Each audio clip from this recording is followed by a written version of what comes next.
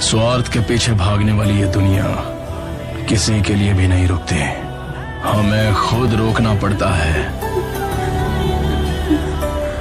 इन लोगों के बारे में मत सोचो, कोई तुमसे ज्यादा ताकतवर नहीं। इस दुनिया में सबसे बड़ा योद्धा माँ होती है।